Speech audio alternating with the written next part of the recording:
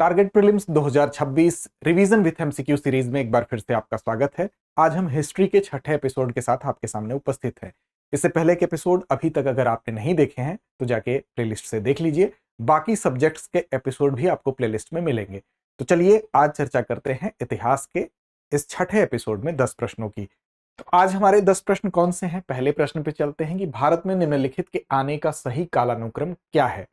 देखिए, इतिहास के जो भी आपके प्रश्न होंगे, जो भी प्रश्न पूछे जाते हैं, उनमें क्रोनोलॉजी से रिलेटेड प्रश्न आपके जरूर होते हैं। तो इतिहास आप जब भी पढ़िए तो इतिहास में आप कालखंड का एक मोटा मोटी आइडिया आपको होना चाहिए। ये उसी से संबंधित प्रश्न है कि इसमें आपको लोहे का हल, नगर संस्कृति, पंचमार्ग और सोने के सिक्के, ये चार अलग अलग चीजें आपको दी गई हैं जो चार अलग अलग समय को प्रदर्शित करती हैं। अब इसी को क्रम से लगाना है। इस विकल्प के आधार पर आपको सही विकल्प का चयन करना है। तो चलिए पहले विकल्प को ही उठाते हैं और उसी के आधार पर व्याख्या देखते हैं। देखिए, सबसे पहले यहां पर बात की जा रही है लोहे की हल की, यानी कि लोहे का प्रचलन कब शुरू हुआ। इसके बाद एक बात की जा रही है नगर संस्कृति की, तो नगर संस्कृति कब की विशेषता है। और एक बात हो रही है पंचमार्ग सिक्के की, यानी कि आहत सिक्के की। और साथ साथ फिर बात हो रही है स्वर्ण सिक्के की। तो आपको पता है कि सबसे पहले भारत में जो सबसे प्राचीन संस्कृति के तौर पर जिसको हम जानते हैं, जिसकी विशेषता नगर नियोजन थी, वो कौन सी संस्कृति है? तो वो इंडस वैली है, यानी कि सिंधु घाटी सभ्यता है। तो सिंधु सभ्यता की जब हम बात करते हैं तो सिंधु सभ्यता के बारे में जब भी बात होती है तो सबसे पहली विशेषता इसकी क्या निकल कर आती है? वो आती है इसका नगर नियोजन, यानी कि इसकी नगरीय प्रणाली जो थी उसकी सारी विशेषताएं इसमें थी। तो सबसे पहले जो सबसे प्राचीन अगर हम बात करें तो नगर नियोजन। अब सिंधु सभ्यता की खोज कब हुई थी? तो इसकी खोज भी याद रखिएगा 1921 में दयाराम साहनी ने हड़प्पा की खोज की थी। ठीक है, दयाराम साहनी ने कहां पर की थी खोज? तो हड़प्पा सभ्यता जो है बेसिकली अभी पंजाब जो प्रांत है उस वर्तमान में अगर देखें तो पाकिस्तान में पड़ता है, उसी के मांटगोमरी जिले में की थी हड़प्पा की। और इसी हड़प्पा को सिंधु घाटी सभ्यता के एक सबसे पहले खोजे गए और महत्वपूर्ण स्थल के रूप में इसका नाम सिंधु घाटी सभ्यता को हड़प्पा सभ्यता भी कहा जाता है। अब मोटा मोटी जो इसका एक कालखंड की बात जब हम करते हैं तो इसको लेकर अलग अलग विचार हैं, लेकिन मोटा मोटी इसके कालखंड की जब बात होती है तो लगभग 3300 बीसीई से लेकर कब तक है? लगभग 1300 बीसीई तक इसका कालखंड आता है। अब इस लिहाज से यहां पर देखिए तो सबसे पहले क्या आ जाएगा आपका? नगर संस्कृति, यानी कि सिंधु घाटी सभ्यता से जिसका संबंध है।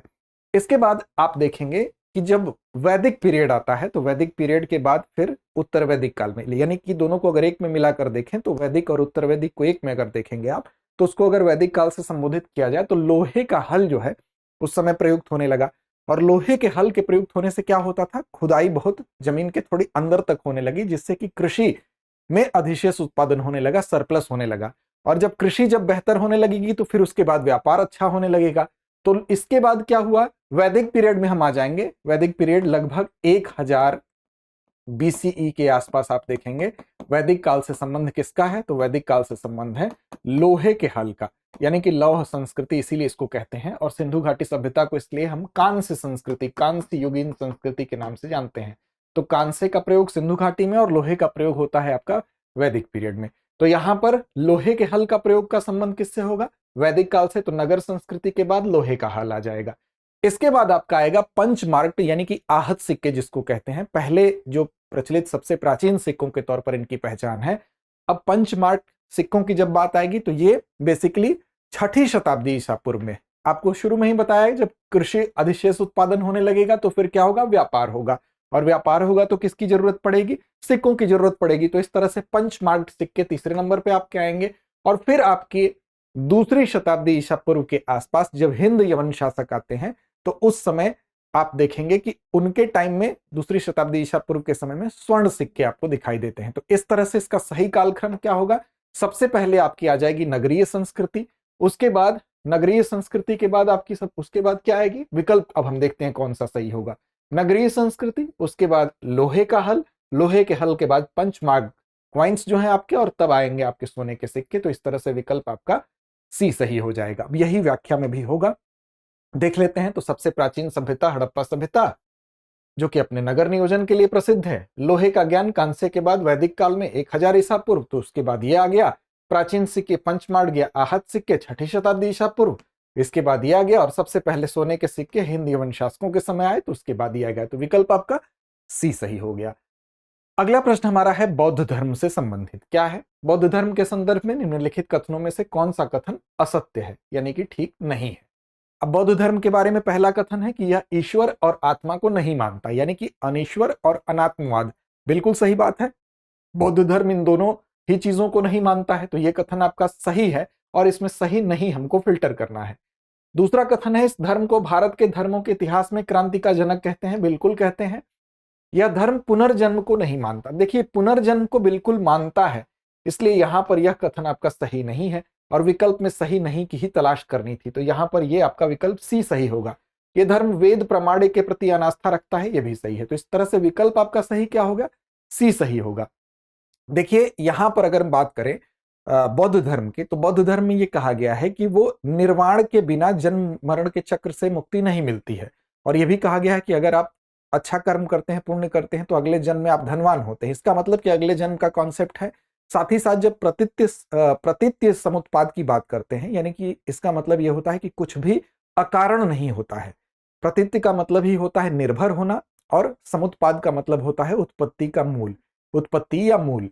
अब सभी धारणाओं की परस्पर निर्भरता होती है, इसका मतलब यही होता है। और इसमें एक सिद्धांत है द्वादश निदान का सिद्धांत, यानी कि परस्पर संबंधित कारकों की एक श्रृंखला है।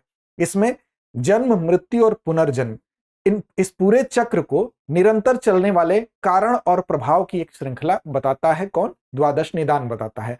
अब इस द्वादश निदान को जब आप देखेंगे तो इस द्वादश निदान में भविष्य काल से संबंधित भी आपको, द्वादश मतलब इसमें 12 निदान बताए गए हैं, जिसमें से कि कुछ, जिसमें कि जाति और जरा मरण की बात करेंगे तो इसका संबंध किससे है? भविष्य काल से है। और भविष्य काल का मतलब ही है कि पुनर्जन्म में विश्वास रखना। इसके अलावा अविद्या, संस्कार, विज्ञान, नामरूप, स्पर्श, ये किससे संबंध है? भूतकाल से संबंध है, यानी कि पहले के काल से। और तृष्णा, वेदना, षडायतन, भव, उपादान, वर्तमान में, यानी कि प्रेजेंट, पास्ट और फ्यूचर तीनों की बात कर रहा है। और यही बात आपसे यहां पर स्टेटमेंट में पूछा गया है कि यह धर्म में पुनर्जन्म को नहीं मानता। अगर पुनर्जन्म को नहीं मानता तो अतीत, वर्तमान और भविष्य की बात क्यों करता? तो ये बात आपके इससे प्रमाणित हो रहे हैं। तो इसलिए हम कह सकते हैं कि बेसिकली ये आपका सेंटेंस सी जो है वो सही नहीं, वो कथन सही नहीं है, इसलिए विकल्प आपका सी सही है। अगला प्रश्न है मध्य एशियाई संपर्क से विज्ञान और प्रौद्योगिकी के संदर्भ में निम्नलिखित कथनों पर विचार कीजिए। पहला है भारतीयों ने यूनानियों से चमड़े के जूते बनाने की कला ग्रहण की। दूसरा, इस काल में शीशे के कार्यों में विशेष रूप से उन्नति है। और तीसरा है कुषाण शासकों ने व्यापक पैमाने पर स्वर्ण मुद्राएं चलाई। अब देखिए, यहां पर अगर देखें आप तो भारतीयों और साथ साथ मध्य एशिया का भारत से जब संपर्क हुआ तो उस संपर्क में कई चीजें हुई। मध्य एशियाई जो संपर्क का परिणाम ये हुआ कि चाहे शक हो, पार्थियन हो, कुषाण हो, उनके द्वारा हमने भी कई चीजें सीखी। जैसे क्या क्या सीखे? जैसे सिले सिलाए वस्त्र, चमड़े के जूते और साथ साथ जो घुड़सवारी के इक्विपमेंट होते थे, उपकरण होते थे, इन सब चीजों को हमने उनसे सीखा। धातु तकनीक भी हमारी उन्नत हुई, विशेष तौर पर अगर बात करें तो शीशे के संदर्भ में। और जैसे शीशे के से निर्माण हमने सीखा, शीशे के सिक्के और मूर्ति निर्माण अगर हुए तो इसका इंपैक्ट भी हमारा मध्य एशिया से संपर्क रहा है। इसके बाद जब कुषाण शासक हैं वो बड़े पैमाने पर उन्होंने क्या किए थे? स्वर्ण सिक्के चलाए थे। विशेष तौर पर जो कनिष्क है, कनिष्क के समय में आप देखेंगे कि बड़े पैमाने पर आपको स्वर्ण सिक्के दिखाई देते हैं। उसके बाद सातवाहन काल में जब आप जाएंगे तो आपको स्वर्ण की जगह धीरे धीरे आपको चांदी के और तांबे के भी सिक्के दिखाई देने लगते हैं। हालांकि कुषाणों के समय सबसे ज्यादा स्वर्ण सिक्के दिखाई देते हैं, लेकिन सबसे पहले स्वर्ण सिक्का किसने जारी किया? जब भी ये पूछा जाएगा तो इसमें हिंद यवन शासकों ने जारी किया था, तो इस बात को याद रखेंगे। बड़े पैमाने पर कुषाणों ने, पहली बार हिंद यवन शासकों ने। तो यहां पर अब देखिए, भारतीयों ने यूनानियों से चमड़े के जूते बनाने की कला ग्रहण की, बिल्कुल ग्रहण की। इस काल में शीशे के कार्यों में विशेष रूप से उन्नति हुई, बिल्कुल उन्नति हुई। कुषाण शासकों ने व्यापक पैमाने पर स्वर्ण मुद्राएं चलाई, ये भी ठीक है। तो इस तरह से विकल्प आपका डी, यानी कि तीनों ही कथन आपके सही हैं। विकल्प देखते हैं तो देखिए, सही सभी कथन सही हैं, क्योंकि प्रौद्योगिकी के क्षेत्र में भारत का जब मध्य एशिया के लोगों से संपर्क हुआ तो उसका लाभ इनको मिला। और भारत में चमड़े के जूते बनाने का प्रचलन यहीं से देखने को मिलता है। शीशे के काम पर भी विशेष रूप से मध्य एशियाई संपर्क का प्रभाव पड़ा और इसमें बड़े पैमाने पर प्रगति हुई। आरंभिक कुषाण शासकों ने बड़ी संख्या में स्वर्ण मुद्राएं जारी की। उनकी स्वर्ण मुद्राएं गुप्त शासकों की स्वर्ण मुद्राओं से भी उत्कृष्ट थी। तो ये बात आपका डी विकल्प में है, तो डी विकल्प आपका सही होगा। अगला प्रश्न है भारत पर यूनानी प्रभाव के संदर्भ में निम्नलिखित कथनों पर विचार कीजिए। पहला है ज्योतिष शास्त्र का ज्ञान भारतीयों ने यूनानियों से ही सीखा है। दूसरा है, यूनानियों ने सेना के लिए सेनानी शासन यानी कि मिलिट्री गवर्नरशिप की पद्धति शुरू की। और तीसरा है स्ट्रेटेगोस, सेना में नियुक्त सेनानी को कहते हैं। अब देखिए यहां पर आपका अगर तीनों ही कथन पर एक एक करके बात करें तो खगोल या ज्योतिष यूनानियों से हम सीखे, क्योंकि यूनानी शब्द जो होरोस्कोप है बेसिकली वो जब संस्कृत में आता है तो वो बन जाता है होरा शास्त्र और ज्योतिष शास्त्र के नाम से जिसको हम जानते हैं। तो ये पहला कथन कि ज्योतिष शास्त्र का ज्ञान भारतीयों ने यूनानियों से सीखा, आपका सही है। फिर दूसरे कथन पर आते हैं जो मिलिट्री गवर्नरशिप है, यानी कि जब नए कोई क्षेत्र को जीता जाता था तो वहां पर किसको नियुक्त किया जाता था, वहां पर नियुक्त किया जाता था मिलिट्री गवर्नर को, जिसको मिलिट्री गवर्नरशिप कहते हैं, ताकि इसके इसके सहायता से, और इसको कहते क्या थे, स्ट्रेटेगोप कहते थे, स्ट्रेटेगोस कहते थे। तो इस तीनों ही कथन को अगर आप देखें तो ये तीनों ही कथन सही हैं। और ये जो स्ट्रेटेगोस का कॉन्सेप्ट है ये यूनानियों से ही यहाँ पर आया था, यानी कि इसकी पद्धति को यूनानियों ने ही शुरू किया था। सेना में नियुक्त सेनानी को स्ट्रेटेगोस कहते थे और ये जब भी कोई नया विजित क्षेत्र था तो वहां पर इनको नियुक्त किया जाता था।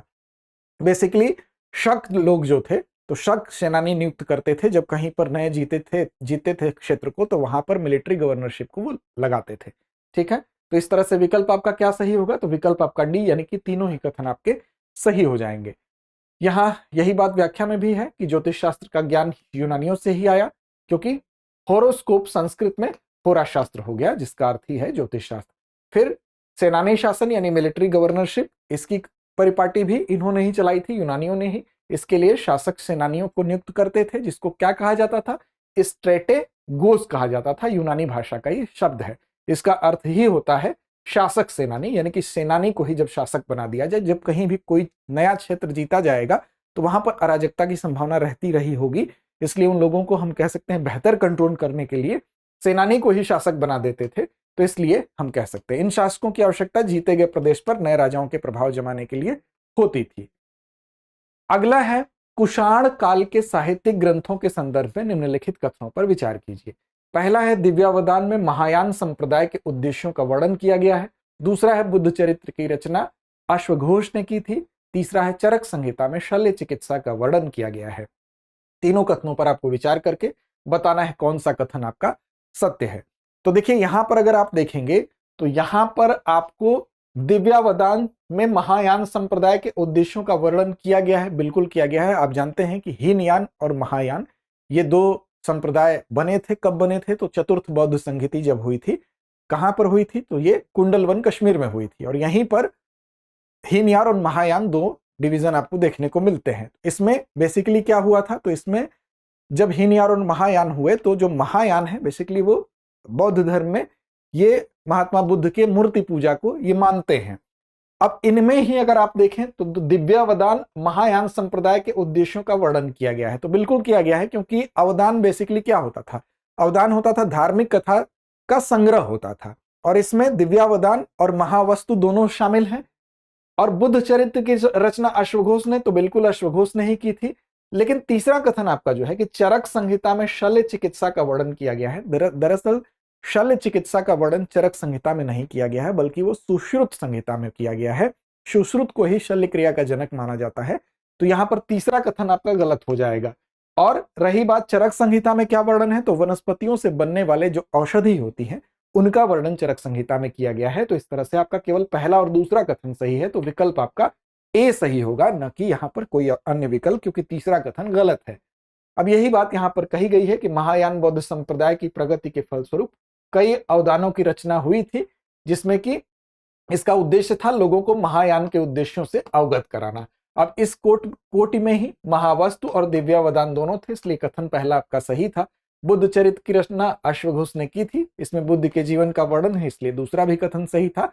और भारतीय चिकित्सा ग्रंथ चरक संहिता में औषधियों का वर्णन है, जबकि सुश्रुत संहिता में शल्य चिकित्सा से संबंधित गतिविधियां बताई गई, तो इसलिए आपका विकल्प यहां पर ए सही था।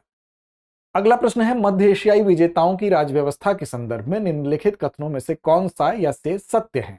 पहला है, सामंतवादी व्यवस्था की शुरुआत हुई। मध्य एशियाई विजेताओं की राजव्यवस्था के संदर्भ में ये कथन दिए गए हैं। पहला है, सामंतवादी व्यवस्था की शुरुआत हुई। दूसरा है, कुषाण राजाओं ने देवपुत्र की उपाधि ईरानियों से ली थी, और तीसरा है एक ही समय में दो आनुवंशिक राजाओं का संयुक्त शासन होता था। देखिए, सामंतवादी व्यवस्था की शुरुआत हुई, ये सही है। तीसरा भी कथन, एक ही समय में दो आनुवंशिक राजाओं का संयुक्त शासन होता था, यह भी सही है, क्योंकि कई बार पिता और पुत्र दोनों एक ही समय पर शासन करते हुए देखे गए हैं। तो इस तरह से ये किसका प्रतीक है? पिता पुत्र अगर एक ही समय पर शासन कर रहे हैं एक ही जगह पर, तो ये संयुक्त शासन का ही प्रतीक है। दूसरा जो कथन है आपका कि कुषाण राजाओं ने देवपुत्र की उपाधि ईरानियों से ली थी, तो ईरानियों से नहीं ली थी, बल्कि इन्होंने जो उपाधि ली थी वो किससे ली थी? चीनियों से ली थी। तो इसलिए आपका दूसरा कथन गलत हो जाएगा। और सामंतवादी व्यवस्था की शुरुआत जरूर यहां से दिखाई देती है, क्योंकि जो मध्य एशियाई लोग हैं, अगर आप देखेंगे, वो विजेता चाहे शक हो, पार्थियन हो, कुषाण हो, जब वो आए तो छोटे छोटे राजाओं को उन्होंने समाप्त किया और बड़े बड़े सामंत यहीं से आपको दिखाई देने लगते हैं, बड़े सामंतों का उदय हुआ। और शक कुषाण जो थे वो देवता के अवतार अपने आप को बता रहे हैं, देवपुत्र की उपाधि जैसे कुषाणों ने धारण की थी, लेकिन ये चीनियों से ली गई थी। इसको कहां से प्रभावित था? यहाँ ईरानियों से नहीं ली गई उपाधि थी, ये चीनियों से ली गई उपाधि थी। इसलिए आपका दूसरा कथन गलत है, बाकी आपके पहले और तीसरे कथन सही है। ठीक है, तो इस तरह से विकल्प आपका क्या सही हो जाएगा? पहला और तीसरा विकल्प आपका सी सही हो जाएगा। चलिए देखिए, यहीं पर यही बात बताई गई है कि इन्होंने अनेक छोटे छोटे राजाओं को समाप्त किया और नई सामंतवादी व्यवस्था को प्रारंभ किया, इसलिए पहला सही है। शक कुषाण राजा देवता के अवतार माने जाते थे, कुषाण राजा देवपुत्र कहलाते थे, और ये उपाधि उन्होंने चीनियों से ली थी, जो कि अपने राजा को स्वर्ग का पुत्र कहते थे। इसीलिए आपका दूसरा सही नहीं था। इस काल में कुछ अनोखी प्रथाएं भी शुरू हुई, जैसे एक ही समय में दो आनुवंशिक राजाओं का संयुक्त शासन, जो आपको बताया गया कि पिता और पुत्र दोनों को एक ही समय पर एक ही जगह से संयुक्त शासन करने का उदाहरण यहां मिलता है, इसलिए तीसरा भी आपका सही था कथन। अगला प्रश्न है, भारत तथा मध्य एशियाई व्यापार के संदर्भ में निम्नलिखित कथनों पर विचार कीजिए। पहला, भारत को मध्य एशिया से अल्ताई पहाड़ों से बड़े पैमाने पर स्वर्ण प्राप्त हुआ। दूसरा, शकों ने रेशम मार्ग पर नियंत्रण किया, जो चीन से चलकर अफगानिस्तान से गुजरते हुए ईरान जाता था। अब देखिए, यहां पर पहला कथन क्या कह रहा है? देखिए, यहां पर जो बात कही जा रही है वो कही जा रही है पहले अल्ताई पर्वत के संदर्भ में। मध्य एशिया में, जो कि मंगोलिया का क्षेत्र है, वहां पर अल्ताई पर्वत है, तो वहां पर वो खनिज संपदा के लिए बहुत जाना जाता है, और वहां पर खनिज संपदा में स्वर्ण भी था, तो स्वर्ण भी वहां से यहां पर आता था और व्यापारिक मार्ग के माध्यम से आता था। तो भारत जिस व्यापारिक मार्ग से आता था, उस व्यापारिक मार्ग में अगर देखेंगे तो रेशम मार्ग का योगदान है। रेशम मार्ग यानी कि सिल्क रूट, और सिल्क रूट क्या था?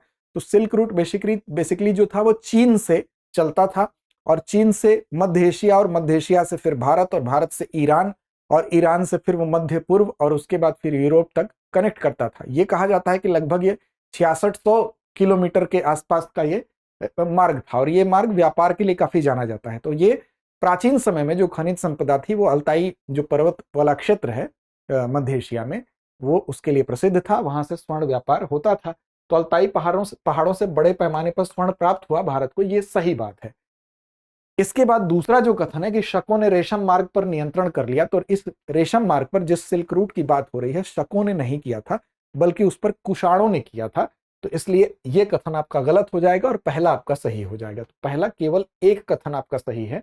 अब ये सिल्क रूट आपको पता ही है कि कहां से शुरू होता था, तो ये चीन से शुरू होता था। चीन के बाद ये आता था मध्य एशिया, मध्य एशिया से फिर ये भारत को भी कनेक्ट किया, ठीक, और भारत के बाद कनेक्ट किया ये किसको? ईरान को। ईरान के बाद ये जाता था कहां?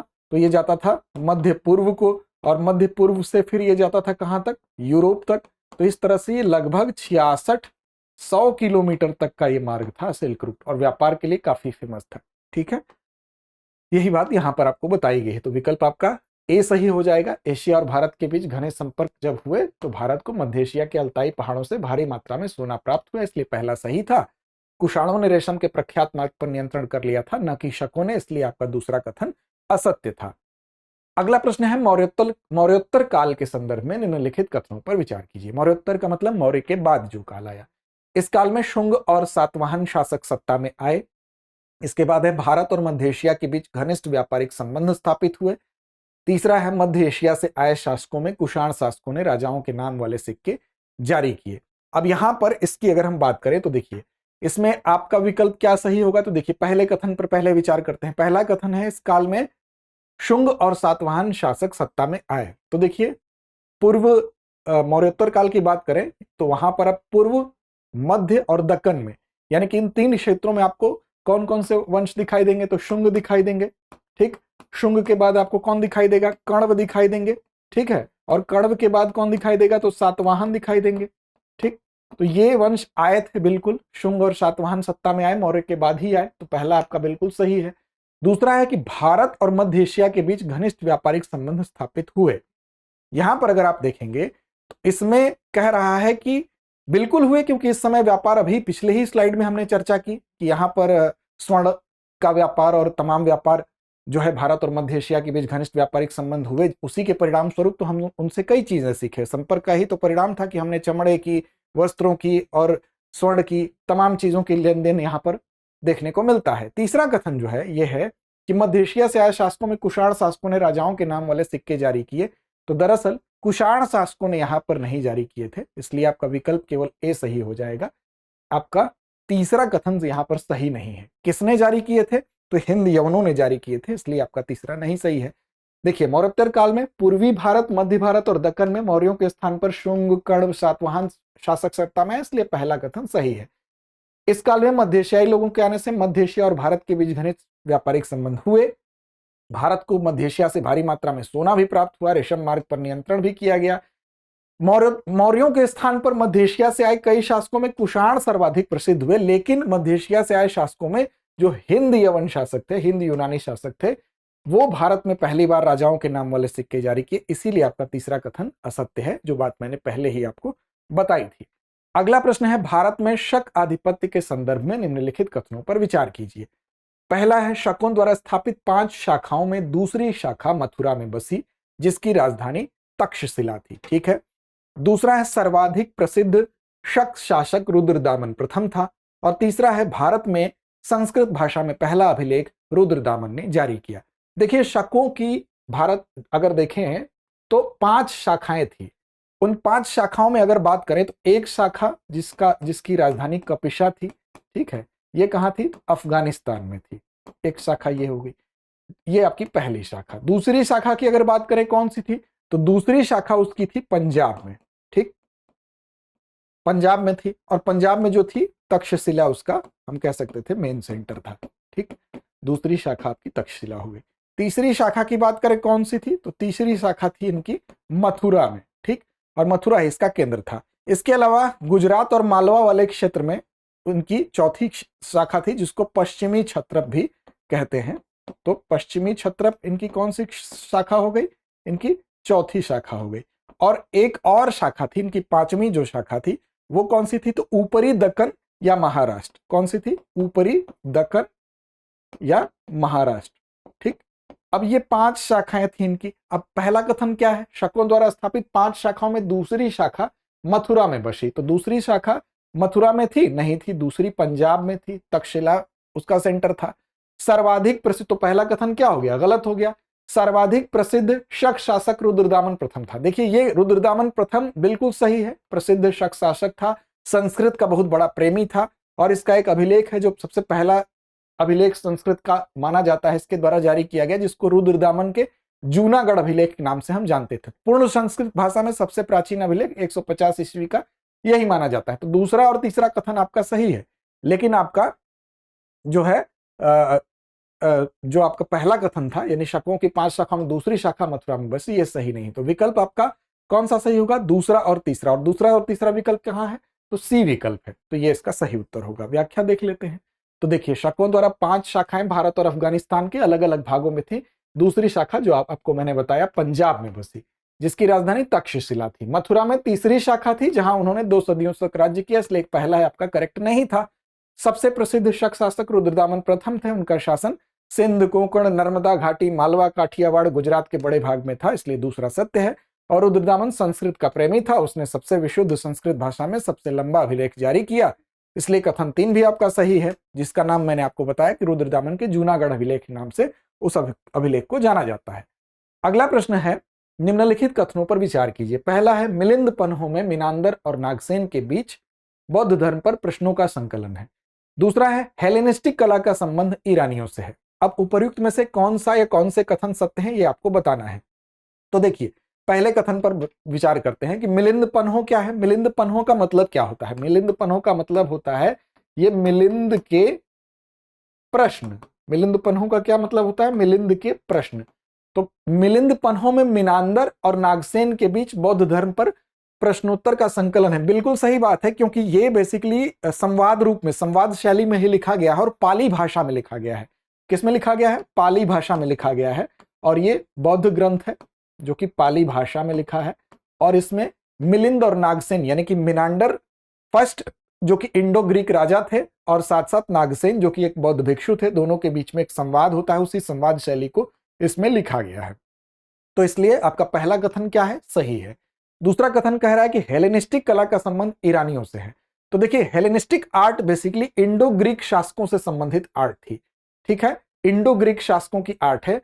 और भारत के पश्चिमी उत्तर सीमा प्रांत में अगर आप देखेंगे, यूनानी कला का जो प्रचलन है जब हुआ तो उसको हेलेनिस्टिक आर्ट कहा जाता है। तो विशुद्ध यूनानी कला ये नहीं थी।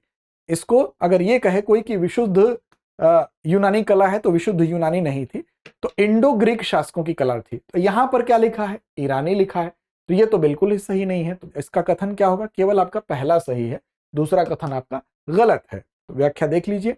देखिए, मिलिंद पन्हो यानी कि मिलिंद के प्रश्न, यूनानी शासक मिनांडर और नागसेन से बौद्ध धर्म पर पूछे गए प्रश्नों का, नागसेन द्वारा दिए गए उत्तरों का एक पुस्तक के रूप में संकलन है। यानी कि मिनांडर प्रथम ने बौद्ध भिक्षु नागसेन से जो प्रश्नोत्तर संवाद शैली में है उसी का एक पुस्तक के रूप में संकलन है, इसलिए पहला सही है। दूसरा, हिंद यूनानी शासकों ने भारत के पश्चिमोत्तर सीमा प्रांत में यूनान की कला का प्रचलन प्रारंभ किया, जिसको कि हेलेनिस्टिक आर्ट कहते हैं। किसने? हिंद यूनानी शासकों ने। कहां पर? तो भारत के पश्चिमोत्तर सीमा प्रांत में। ठीक, कहां की कला थी? यूनान की कला थी। लेकिन विशुद्ध रूप से यूनानी कला नहीं थी, यह कला विशुद्ध यूनानी नहीं थी। जब सिकंदर की मृत्यु हो गई तो उसके विजित जो यूनानी के साथ जो संपर्क में लोग आए उस क्षेत्र में, तो वहां पर इस कला का डेवलपमेंट हुआ, विकास हुआ। और भारत में बाद में आप देखेंगे कि जो गांधार कला आपको देखने में आती है उस पर वो इसी का उत्तम उदाहरण है, उसका प्रभाव यहां पर दिखाई देता है। आगे बढ़ेंगे, चलेंगे आज के अभ्यास प्रश्न की तरफ भी, लेकिन आपके लिए एक महत्वपूर्ण सूचना।